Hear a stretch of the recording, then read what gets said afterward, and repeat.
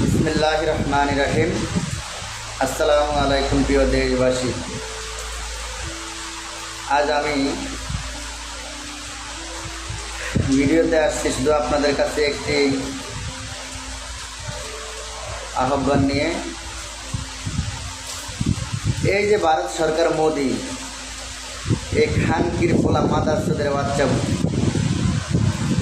আর স্বৈরাচারী শেখ হাসিনা, এই দুই মাদারচোদ এক জায়গায় হইয়া যেই ষড়যন্ত্র করতেছে, ফারাক্কার বাঁধ ছেড়ে দিয়ে পানিগুলা বাংলাদেশের ভিতরে ছেড়ে দিয়ে মধ্যরাতে এই যে ফেনী, নোয়াখালীর মতো জেলাগুলা এবং সিলেট, ব্রাহ্মণবাড়িয়া বিভিন্ন জায়গায় যে পানি ঢুকিয়ে দিল, আমরা কি পারি না এর প্রতিহত করতে? অবশ্যই